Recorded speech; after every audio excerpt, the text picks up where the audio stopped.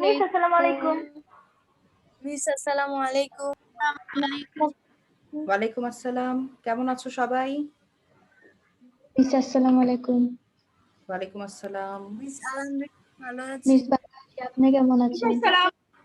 Miss আসসালামু আলহামদুলিল্লাহ আলাইকুম। আমিও ভালো আছি। ওয়ালাইকুম আসসালাম। ম্যাম কেমন আছেন? আলহামদুলিল্লাহ ভালো আছি। তোমরা সবাই কেমন আছো? জি মিস আলহামদুলিল্লাহ ভালো আছি। মিস আসসালামু আলাইকুম। ওয়ালাইকুম আসসালাম।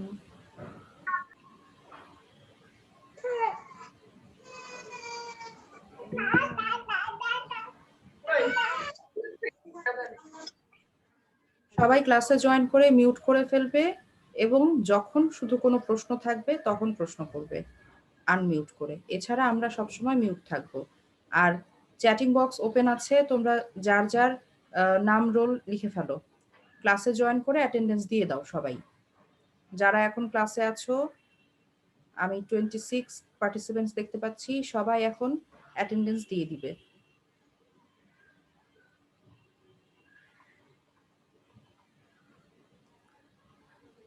আচ্ছা, আমরা গত ক্লাসে ব্যাকরণ যেটা পড়ছিলাম, কোন চ্যাপ্টারটা বলো তো দেখি, বাসায় পড়েছো?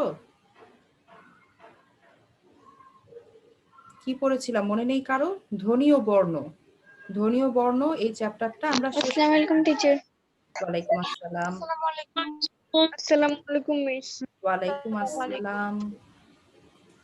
আমরা ধ্বনি এবং বর্ণ এই চ্যাপ্টারটা শেষ করেছি। আজকে আমরা নতুন একটা চ্যাপ্টার শুরু করব। মিস আসসালামু আলাইকুম। ওয়ালাইকুম আসসালাম। আমরা আজকে নতুন চ্যাপ্টার শুরু করতে যাচ্ছি। সবাই নিশ্চয়ই বই খাতা সব সামনে নিয়ে বসেছো। আমরা এখন আমাদের পড়া স্টার্ট করব।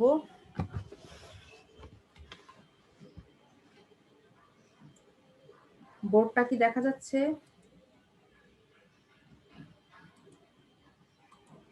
তোমরা বোর্ড দেখতে পাচ্ছো?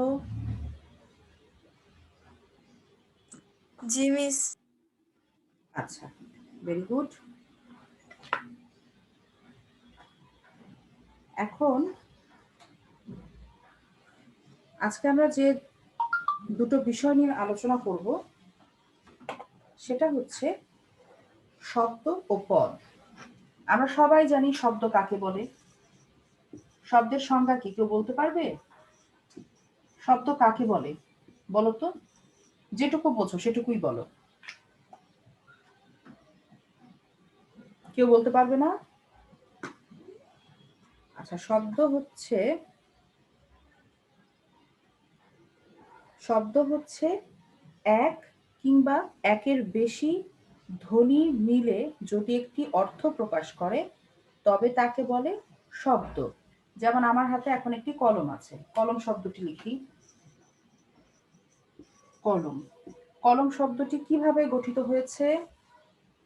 প্রথমে আছে ক, তারপরে আছে ল, তারপরে আছে ম। কলম, এটাই তো উচ্চারণ, মানে এভাবে তো গঠিত হয়েছে কলম শব্দটি। আমরা জানি ব্যঞ্জন ধ্বনির সাথে একটি অ থাকে। এই অ এর সাহায্য ছাড়া ব্যঞ্জন ধ্বনি উচ্চারিত হতে পারে না। তাই আমরা এখানে যোগ চিহ্ন দিয়ে অ লিখেছি। আর মতে এসে আমরা থেমে গেছি, কলম। এ কারণে ময়ের পরে আর কোনো অ নেই। তো এই যে কলম, এটি কয়টি বর্ণ দ্বারা গঠিত হয়েছে সেটা আমরা দেখি। ওয়ালাইকুম আসসালাম। দেখো, একটি হচ্ছে ক, আরেকটি ল, আরেকটি ম। কলম। ওয়ালাইকুম আসসালাম। এইভাবে গঠিত হয়েছে কলম। এখানে কয়েকটি ধ্বনি আছে এবং এই ধ্বনিগুলোর একসাথে বসে একটা সমষ্টি তৈরি করে একটি অর্থ প্রকাশ করছে। কলম অর্থ যা দিয়ে লেখা যায়, লেখার একটি উপকরণ, সেটাই হচ্ছে কলম। অর্থাৎ এখানে ধ্বনির সমষ্টি আছে, ধ্বনি আছে কতগুলো এবং অর্থ আছে। মিস আসসালামু আলাইকুম। ওয়ালাইকুম আসসালাম। যদি ধ্বনি থাকে এবং সেই ধ্বনিগুলো মিলে যদি কোনো অর্থ প্রকাশ করে তখন আমরা তাকে কি বলি বলো? তখন আমরা তাকে কি বলি? শব্দ। শব্দ বলি। তোমরা তো জানো, বলছো না কেন? এটা হচ্ছে শব্দ। যখন এক বা একাধিক ধ্বনি একটি সমষ্টি তৈরি করবে এবং একটি নির্দিষ্ট অর্থ প্রকাশ করবে, তবে তাকে বলা হবে শব্দ। যেমন কলম, এখানে 3টি ধ্বনি একসাথে যুক্ত হয়েছে, ক, ল, ম, 3টি ধ্বনি, কলম। এখন তোমরা একটা শব্দ বলো, কেউ একজন একটা শব্দ বলো এবং সেই শব্দে কি কি ধ্বনি আছে সেটা আমাকে বলো।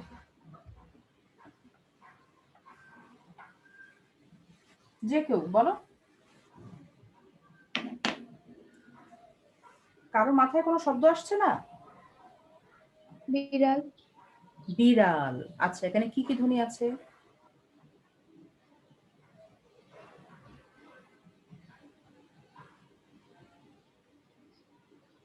শুনতে পাচ্ছি না। আচ্ছা ঠিক আছে, বিড়াল। এখানে কি কি ধ্বনি আছে? ব ধ্বনি, তারপর ই, তারপর র, তারপরে আ, তারপরে ল। এইভাবে গঠিত হয়েছে বিড়াল এই শব্দটি, এবং এই বিড়াল দিয়ে বোঝায় একটি প্রাণী। সুতরাং এটি একটি শব্দ। এখন আমরা যে বাক্য বলি, বাক্য কি? বাক্য হচ্ছে, আমরা শব্দ যদি বলি, শুধু বিড়াল বললাম, কিছু বোঝা গেল না। মানে বোঝা গেল না বলতে, শব্দ বোঝা গেল, একটা প্রাণী বুঝতে পারলাম, কিন্তু আমি আসলে কি বলতে চাইছি পুরো মনের ভাবটা প্রকাশ পেল না। পুরো মনের ভাব প্রকাশ করার জন্য আমাদের বলতে হয় বাক্য। যেমন আমি বিড়াল খুব ভালোবাসি, বা আমার একটি পোষা বিড়াল আছে। যখন আমি অনেকগুলো শব্দ মিলে একটি বাক্য বললাম, তখন সেটি হয়ে গেল মনের সম্পূর্ণ ভাবের প্রকাশ। এখন আমরা দেখব পদ কি। পদ কি সেটা জানার জন্য আমাদের বাক্যটা জানা প্রয়োজন ছিল। যেমন আমি যদি এখন বলি, শুরুতে কলম শব্দটা দিয়েছিলাম, ওয়ালাইকুম আসসালাম, কলম শব্দটা প্রথমে দেখিয়েছিলাম। এখন যদি বলি এ কলমে কালি নেই, এটা একটা বাক্য হলো, তাই তো? এখানে 4টা শব্দ বসেছে, এ কলমে কালি নেই। 4টি শব্দ মিলে একটি সম্পূর্ণ মনোভাব প্রকাশ করেছে, তাই এটি বাক্য। এখন এই বাক্যে 4টি পদ রয়েছে, 1, 2, 3, 4। কেন? কারণ বাক্যে যখন এই শব্দগুলো ব্যবহৃত হয়, তখন শব্দগুলোর সাথে বিভক্তি যুক্ত হয়। এখানে সবগুলো, তোমাদের কি বিভক্তি মনে আছে? আমরা কিন্তু পড়েছি এর আগের ক্লাসে বিভক্তি কি কি। তো দেখো, এখানে কলমের শব্দটাকে যদি আমরা ভাঙি, এখানে আছে কলম, এটা হচ্ছে মূল শব্দ, তার সাথে যুক্ত হয়েছে এ বিভক্তি, তারপর তৈরি হয়েছে কলমে এই শব্দটি। এই যে এ বিভক্তি, শব্দের সাথে বিভক্তি যুক্ত হয়ে যখন বাক্যে ব্যবহৃত হয়, তখন আমরা তাকে বলি পদ। আমরা কি বলি তখন তাকে? বলো। পদ। পদ। পদ। আচ্ছা, তাহলে পদ কাকে বলে বলি একটু আমরা সবাই।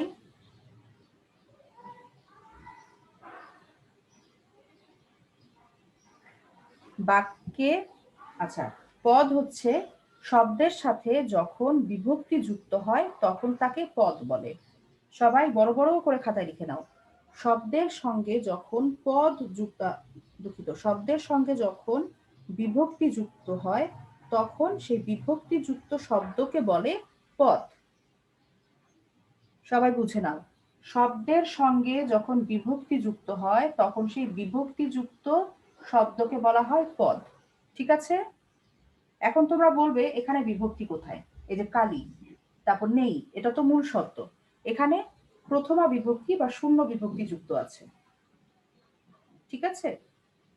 আর বিভক্তির যে ছক, প্রথমা, দ্বিতীয়া, তৃতীয়া, কোন বিভক্তিতে কোন চিহ্ন যুক্ত হয়, সেটির একটি ছক তোমাদের বইতে আছে। তোমরা বইটা দেখে নিবে, আগের ক্লাসে আমরা পড়েছি এই ছকটা। তো এই যে বিভক্তিগুলো যখন শব্দের সাথে বিভক্তি যুক্ত হবে, তখনই আমরা সেই শব্দকে বলবো পদ। এটাই শব্দ এবং পদের মধ্যে পার্থক্য। ঠিক আছে? এটুকু জানলেই তোমাদের চলবে।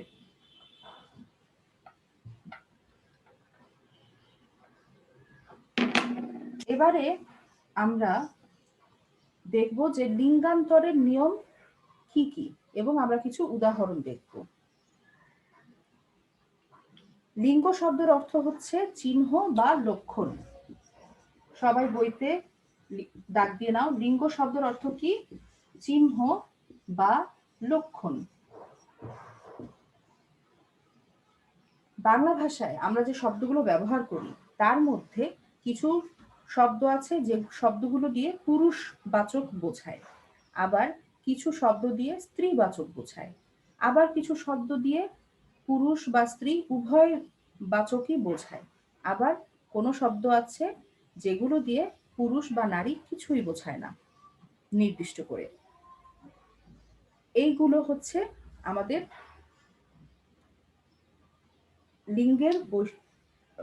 লিঙ্গের বৈশিষ্ট্যবাচক শব্দ। যেমন আমি যদি এখন বলি বাবা, তোমরা কি বুঝবে?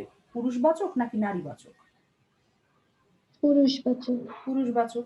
তাহলে পুরুষবাচক। হ্যাঁ, কিছু শব্দ যেগুলো আছে পুরুষবাচক তার মধ্যে আছে বাবা, আছে ছেলে, তার মধ্যে আছে ধরো শিক্ষক, এগুলো দিয়ে বোঝায় পুরুষবাচক। ভাই, হ্যাঁ, এগুলো পুরুষবাচক। আবার যদি বলি মা, মেয়ে, যদি বলি ছাত্রী, শিক্ষিকা, তখন কি বোঝাচ্ছে? কোন বাচক? স্ত্রীবাচক। আবার যদি আমি বলি মানুষ, তাহলে কি নারীবাচক না পুরুষবাচক? কোনো বাচকই না। কোনো বাচকই না, দুটো বাচক, উভয় বাচক। মানুষের মধ্যে নারীও আছে পুরুষও আছে, তাই না? মানুষ বললে কি শুধু নারী বুঝি, নাকি না মানুষ বললে শুধু পুরুষ বুঝি? আমরা দুটোই বুঝি, উভয়কেই বুঝি। এই জন্য মানুষ হচ্ছে উভয় লিঙ্গবাচক শব্দ। শিশু, সন্তান, এগুলো শিশু দিয়ে আমরা ছেলে শিশুও বুঝতে পারি, মেয়ে শিশুও বুঝতে পারি। বাঙালি, এই যে আমরা যারা বাংলা ভাষায় কথা বলি আমরা বাঙালি, বাংলা ভাষায় ছেলেরাও কথা বলে, মেয়েরাও কথা বলে। সুতরাং বাঙালি শব্দটা দিয়ে আমরা পুরুষ এবং স্ত্রী উভয়বাচক শব্দই বুঝি। আর কিছু কিছু আছে যেটা দিয়ে কোনো লিঙ্গ বোঝায় না, নারী পুরুষ কিছুই বোঝায় না। যেমন বোর্ড, এই বোর্ডটা কি ছেলে বোর্ড না মেয়ে বোর্ড? কোনোটাই না। কোনোটাই না। সুতরাং এই যে বই, খাতা, চেয়ার, টেবিল, বোর্ড, তারপরে গ্লাস, আয়না, চিরুনি, এগুলো কিচ্ছু নারী পুরুষ কিচ্ছু বোঝায় না। এগুলো হবে অলিঙ্গবাচক শব্দ বা ক্লীব লিঙ্গ, এর কোনো লিঙ্গভেদ নেই। তাহলে আমরা কি দেখলাম? একটা কিছু শব্দ আছে পুংলিঙ্গ বা পুরুষবাচক শব্দ। এক নম্বরে আছে পুংলিঙ্গ বা পুরুষ লিঙ্গবাচক শব্দ। তারপরে কি আছে? স্ত্রীলিঙ্গ বা স্ত্রীবাচক শব্দ। 3 নম্বরে আছে উভয় লিঙ্গবাচক শব্দ। আর 4 নম্বরে কি আছে? 4 নম্বরে বা অলিঙ্গ। হ্যাঁ, লিঙ্গ। ক্লীবলিঙ্গ বা অলিঙ্গবাচক শব্দ। নামগুলো মনে রাখবে সবগুলো, এবং উদাহরণ। এখন আমাদের যেটা শিখতে হবে, পুংলিঙ্গ থেকে স্ত্রীলিঙ্গ কিভাবে পরিবর্তন করা যায় শব্দগুলোকে, পুরুষবাচক শব্দকে কিভাবে স্ত্রীবাচক শব্দকে রূপান্তর করা যায়। পুরুষবাচক থেকে স্ত্রীবাচক শব্দে রূপান্তর করাটাকে বলা হয় লিঙ্গান্তর বা লিঙ্গ পরিবর্তন। ঠিক আছে? এর কিছু নিয়ম আছে। প্রথম নিয়মটা দেখো, প্রথম নিয়মটা বলছি। পুরুষবাচক শব্দের শেষে আ, এই যে আ এভাবে যুক্ত হতে পারে, আকার হিসেবে যুক্ত হতে পারে। আ যুক্ত হতে পারে, দীর্ঘ ই যুক্ত হতে পারে, দীর্ঘ ইকার, ঠিক আছে? আর যুক্ত হতে পারে আনি, আনি, ইনি, এই জিনিসগুলো।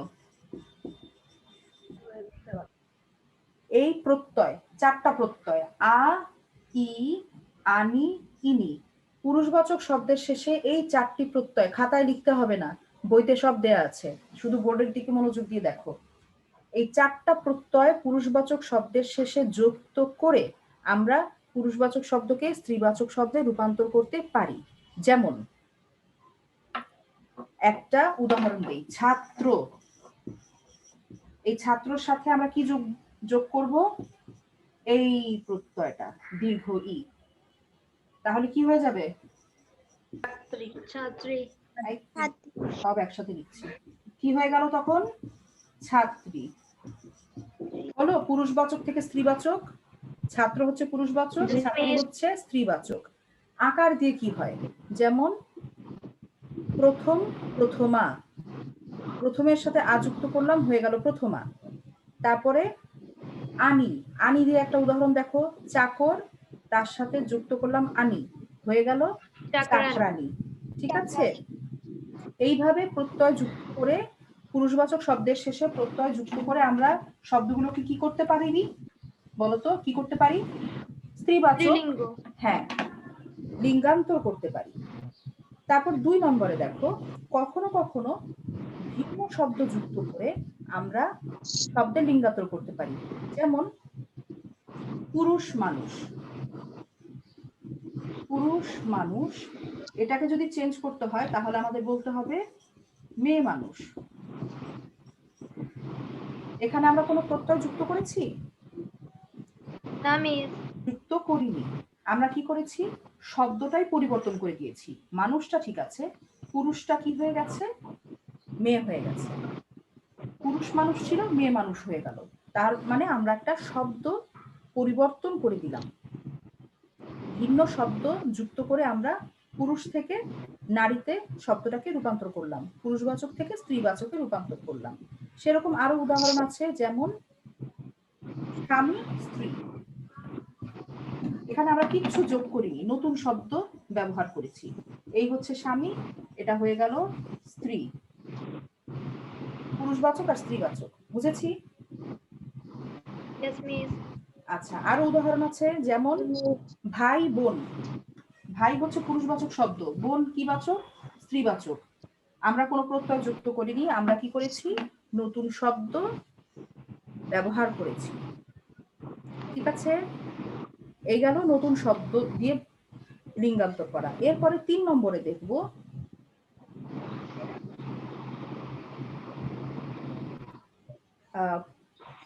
শব্দের আগে আমরা পুরুষবাচক বা নারীবাচক শব্দ যুক্ত করে ইয়ে করতে পারি, লিঙ্গান্তর করতে পারি। যেমন, লিঙ্গান্তর। হ্যাঁ, আমি এর আগের উদাহরণটা যেটা দিয়েছিলাম না, ওই যে পুরুষ মানুষ মেয়ে মানুষ, ওটা ওখানে হবে না, ওটা এই সূত্রে হবে। ওই স্বামী স্ত্রী যেটা বলেছি সেটা হচ্ছে নতুন শব্দ যোগে, মানে ভিন্ন শব্দ যোগে। আর এই পুরুষ মানুষ এবং মেয়ে মানুষ এটা হবে এখন, যে শব্দের আগে এই যে মানুষ শব্দটা, এই মানুষ শব্দটার আগে পুরুষবাচক শব্দ বসালাম একবার, এই যে পুরুষ, আবার এই মানুষ শব্দের আগে আমরা স্ত্রীবাচক শব্দ বসাবো একবার, সেটা হচ্ছে মেয়ে।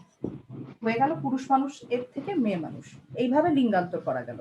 ঠিক আছে? এই উদাহরণটা আগের সূত্রে হবে না বাবা, ওটা আমি ভুল করে লিখেছি, এইভাবে হবে। ঠিক আছে? এই সূত্রটা, যে শব্দের আগে পুরুষবাচক অথবা স্ত্রীবাচক শব্দ যুক্ত করে আমরা লিঙ্গান্তর করতে পারি। পুরুষ মানুষ মেয়ে মানুষ। আরেকটা দেখো, একজন বিড়াল বলেছিল উদাহরণে, সেই বিড়াল শব্দটা নেই, বিড়াল। এর আগে আমরা পুরুষবাচক শব্দ বসাবো, কি হবে সেটা? হুলো বেড়াল। হুলো বেড়াল মানে ছেলে বিড়াল। আবার এই বিড়াল শব্দটার আগে আমরা একটা স্ত্রীবাচক শব্দ বসাবো, সেটা হচ্ছে মেনি। মেনি অর্থ, মেনি বিড়াল মানে হচ্ছে মেয়ে বিড়াল।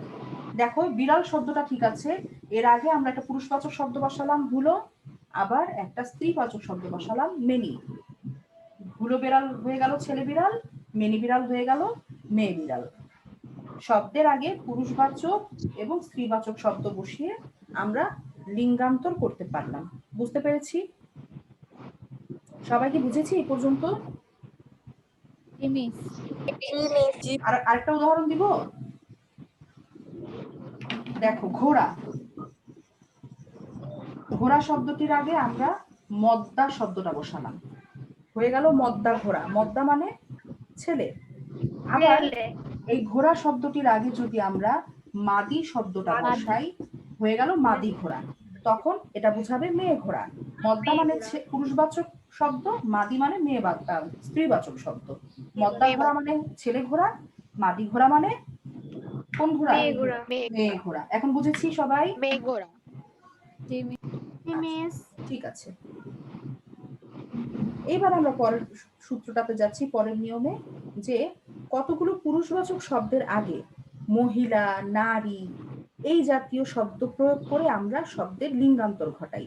যেমন যিনি কবিতা লেখেন তাকে কি বলে? কবি।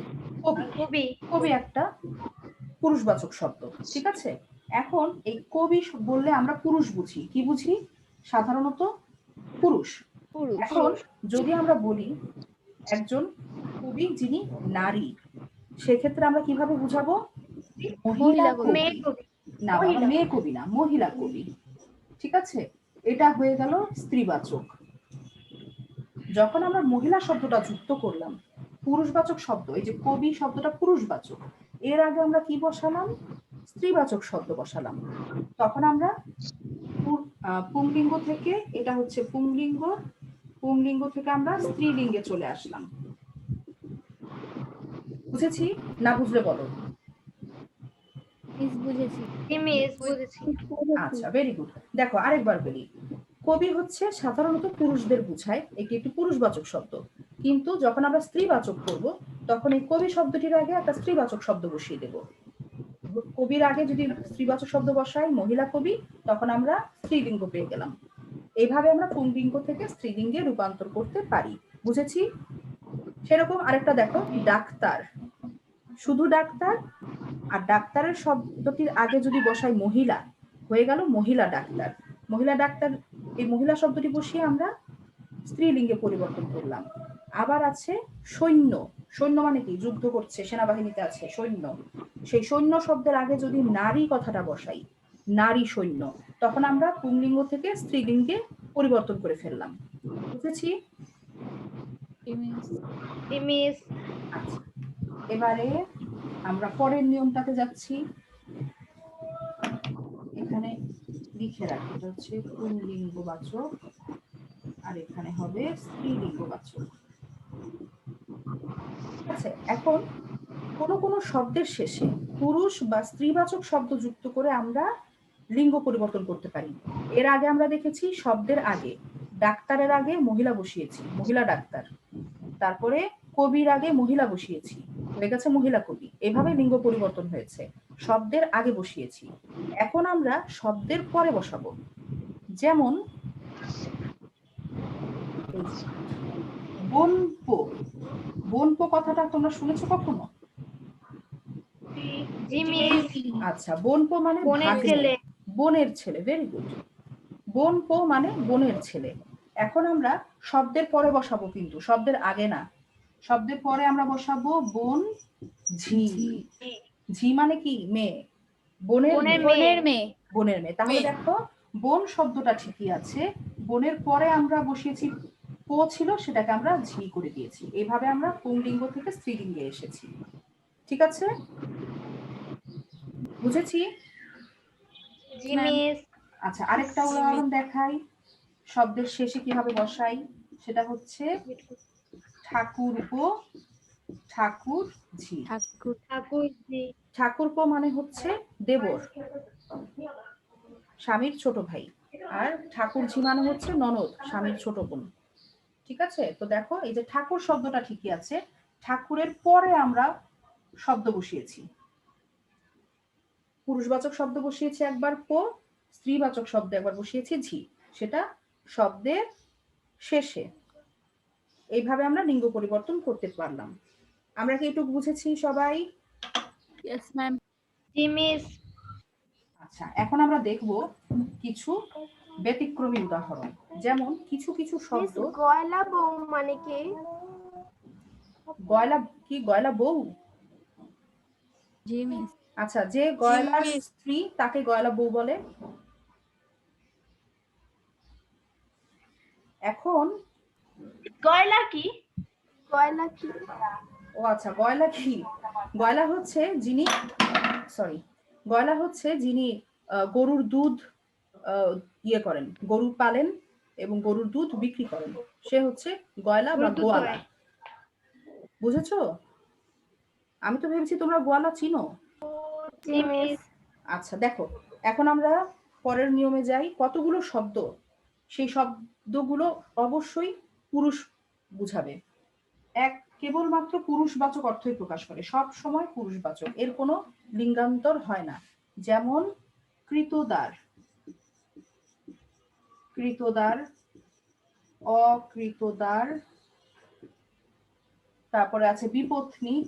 এই শব্দগুলো অবশ্যই পুরুষ বোঝাবে, সব সময় পুরুষবাচক বোঝাবে এই শব্দগুলো। এই শব্দগুলো যখনই আমরা ব্যবহার করব তখনই বুঝবো কোনো পুরুষ মানুষকে বোঝাচ্ছে, ঠিক আছে? কেবলমাত্র পুরুষবাচক অর্থে এই শব্দগুলো ব্যবহৃত হয়। এখন কৃতদার মানে কি? কৃতদার মানে বিবাহিত পুরুষ, অকৃতদার মানে অবিবাহিত পুরুষ, বিপত্নিক মানে যে পুরুষ মানুষের স্ত্রী মারা গিয়েছে। সন্ন্যাসী না, বিপত্নিক মানে যে পুরুষ মানুষের স্ত্রী মৃত্যুবরণ করেছেন তিনি বিপত্নিক। তাহলে এই যে শব্দগুলো, এই শব্দগুলো অবশ্যই পুরুষ অর্থে বোঝাবে। মনে থাকবে শব্দগুলো? বইতে আরো দু একটা শব্দ থাকতে পারে, সেগুলো তোমরা দেখে নিবে অবশ্যই। এবারে আমরা দেখব কতগুলো শব্দ শুধুমাত্র স্ত্রীবাচক অর্থ বোঝাবে। একটু আগে দেখেছি পুরুষ, এখন দেখব স্ত্রী। কেবলমাত্র স্ত্রীবাচক অর্থে ব্যবহৃত হয় শব্দ হচ্ছে সতীন, তারপরে আছে সৎমা। এগুলো অবশ্যই নারী অর্থে বোঝাবে, কখনোই পুরুষবাচক অর্থে এগুলো ব্যবহৃত হয় না। মায়াবতী, এই শব্দগুলো সবাই নোট করো, শব্দ আসছে আশেপাশ থেকে। আচ্ছা, কি বলছিলাম? এই শব্দগুলো অবশ্যই নারীবাচক অর্থে, স্ত্রীবাচক অর্থে ব্যবহৃত হয়, ঠিক আছে? সধবা মানে, বলছি আমি, সধবা মানে হচ্ছে যিনি, কি বলা যায়, যার স্বামী জীবিত আছেন, বিবাহিত এবং স্বামী জীবিত আছেন, তিনি হচ্ছেন সধবা। স্বামী মারা গেলে আমরা বলি বিধবা। হ্যাঁ, তো সধবা হচ্ছে যিনি বিবাহিত নারী এবং যার স্বামী জীবিত আছেন, এও একই অর্থ। সধবা এবং এও একই অর্থে ব্যবহৃত হয়। আচ্ছা, এরপরে আমরা যাব, দাই মানে কি? দাই মানে হচ্ছে যিনি, মায়াবতী না মায়াবতী না, মায়াবতী সবসময় স্ত্রীবাচক না, এর হচ্ছে পুরুষবাচক শব্দ আছে। শব্দার্থ শুরু করলে এখন আমাদের পরের সূত্রগুলো আর আলোচনা করা হবে না। দায়ী হচ্ছে যিনি সন্তান জন্মদানে সাহায্য করেন, আমরা দায়ীমা বলি। আচ্ছা, এরপরে আমরা দেখব শব্দের শেষে আ প্রত্যয় যুক্ত করে কিভাবে পুংলিঙ্গ থেকে স্ত্রীলিঙ্গ করা হয়। যেমন আধুনিক, আধুনিকা, আ প্রত্যয় যুক্ত করা হয়। আ প্রত্যয়, সূত্রগুলো মনে রাখতে হবে কিভাবে কিভাবে যুক্ত হয়। আ প্রত্যয়ের উদাহরণ হচ্ছে আধুনিক, আধুনিকা, কোকিল, কোকিলা, চঞ্চল, চঞ্চলা, বৃদ্ধ, বৃদ্ধা ইত্যাদি। এই সবগুলো শব্দে পুরুষবাচক শব্দের শেষে আ প্রত্যয় যুক্ত হবে এবং স্ত্রীবাচক শব্দে বা স্ত্রীলিঙ্গে রূপান্তরিত হবে। এবার শব্দের শেষে যদি আ থাকে, পুরুষবাচক শব্দের শেষে যদি আ থাকে এবং সেই আকে যদি আমরা আয়ের পরিবর্তে ই প্রত্যয় বসাই, তখন আমরা স্ত্রীলিঙ্গ পাই। যেমন কাকা, এই শব্দটা দেখো, কাকা শব্দের শেষে কি প্রত্যয় আছে বলতো?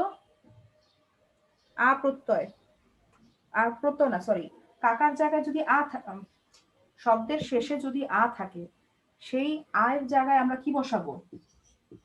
আয়ের জায়গায় ই প্রত্যয় বসাবো। যেমন কাকা, কাকা কি হয়ে যাবে তখন? কাকি হয়ে যাবে, আমরা স্ত্রীলিঙ্গ পেয়ে গেলাম। আবার যদি বলি বুড়া, এই যে আ আছে, আধুরি, এর জায়গায় আমরা কি বসাবো? কোন প্রত্যয়? ই প্রত্যয়। কি হয়ে যাবে? বুড়ি। কাকা হয়ে যাবে কাকি, বুড়া হয়ে যাবে। হ্যাঁ, মামা হবে মামি। এইভাবে পুংলিঙ্গ থেকে স্ত্রীলিঙ্গে আমরা রূপান্তর করতে পারি। এইবার পুরুষবাচক শব্দের শেষে আমরা যুক্ত করব দীর্ঘ ই। শব্দের শেষে কি যুক্ত করব? এই প্রত্যয়টি। তাহলে আমরা দীর্ঘবাচক শব্দ পেয়ে যাব। যেমন কিশোর, কিশোরের সাথে আমরা কি যুক্ত করব? এই প্রত্যয়টা যুক্ত করব। কিশোরী। কিশোরী দিয়ে কি ছেলে বোঝায় না মেয়ে বোঝায়? মেয়ে বোঝায়। মেয়ে মেয়ে বোঝায়। বোঝায়। সুতরাং শব্দের শেষে এই ই প্রত্যয় যুক্ত করে আমরা পাচ্ছি স্ত্রীবাচক শব্দ। পুংলিঙ্গ থেকে স্ত্রীলিঙ্গে আমরা রূপান্তর করে ফেললাম। এর উদাহরণ অনেকগুলো আছে, ছাত্র, ছাত্রী, তরুণ, তরুণী, রাক্ষস, রাক্ষসী, সিংহ, সিংহী, হরিণ, হরিণী, অনেক উদাহরণ আছে বইতে। সবগুলো উদাহরণ আমরা দেখে নেব। ঠিক আছে, এখন পরের নিয়মটাতে যাই। শব্দের শেষে নি, দুটো নি আছে, একটা হচ্ছে নয় রস্যইকার আর একটা আছে নয় দীর্ঘইকার। এই দুটো প্রত্যয় যুক্ত করে আমরা পুংলিঙ্গ থেকে স্ত্রীলিঙ্গ করতে পারি। যেমন আমরা যদি বলি কামার, কামার মানে কি? কামারের সাথে মাটির জিনিস বানায়। এটা হোমওয়ার্ক, কামার শব্দের অর্থ জেনে আসবে নেক্সট ক্লাসে।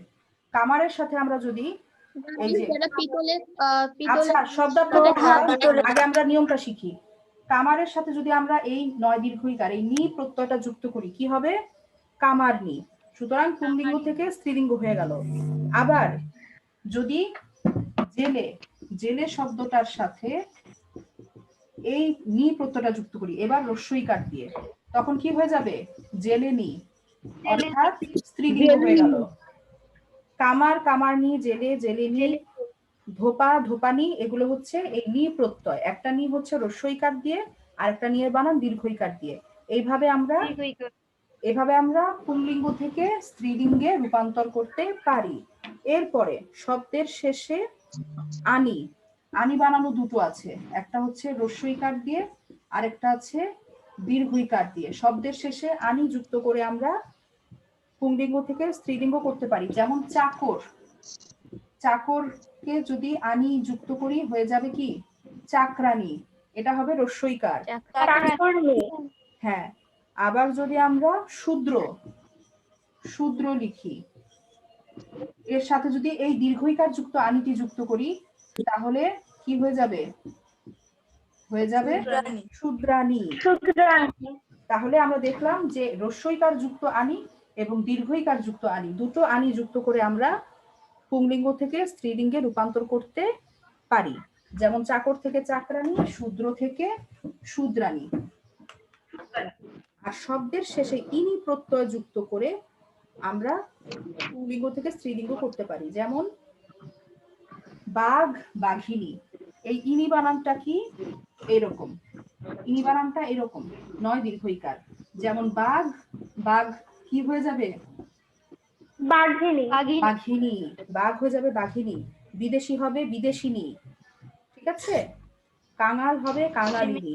সবগুলো একইভাবে এই একই ইনি প্রত্যয় যুক্ত করে পুংলিঙ্গ থেকে স্ত্রীলিঙ্গ হবে।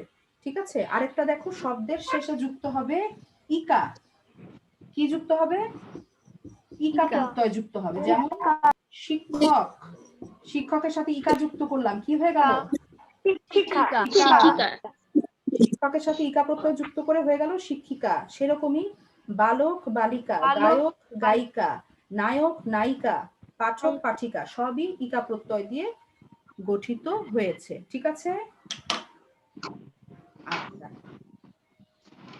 আমরা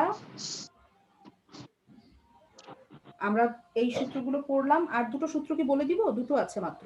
পুরুষবাচক শব্দের শেষে তা যুক্ত হবে। কি যুক্ত হবে? তা। তা, তা যুক্ত করে কি হবে? স্ত্রীবাচক। পুরুষবাচক শব্দের শেষে তা থাকলে সেটার জায়গায় কি বসাবো? আমরা ত্রি বসাবো। ত্রি বসালে স্ত্রীবাচক হবে। যেমন নেতা, নেতা কি হবে? নেত্রী। এখানে দেখো তা ছিল, তাটা কি হয়ে গেল? ত্রি। নেতা, নেত্রী, কর্তা, কর্ত্রী। ঠিক আছে, আর আছে পুরুষবাচক শব্দের শেষে কিছু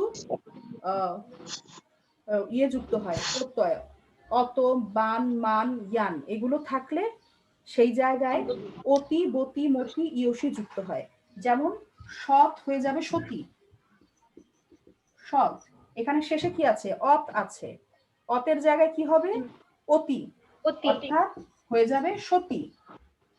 তারপরে বান, বান থাকলে হবে বতী, যেমন গুণবান, গুণবান থাকলে কি হবে? গুণবতী। গুণবতী। Very good. এরপর আছে মান, যেমন শ্রীমান, মান থাকলে কি হয়?